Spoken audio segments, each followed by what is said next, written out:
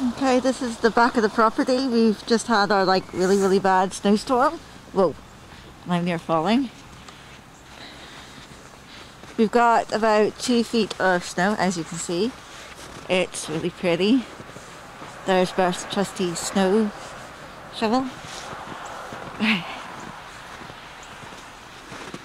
This is the abandoned shed that in the summer was like all pretty. And that's about it.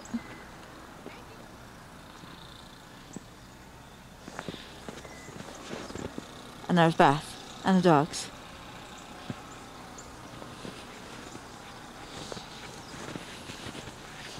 Who of course don't care that it's snowing and it's cold. They love it anyways. And if we go over here without falling, that is the pond that now looks like snow. Isn't that a scary thought? Could you imagine if you didn't know that pond was there? Yeah, that's where animals are smarter than we are.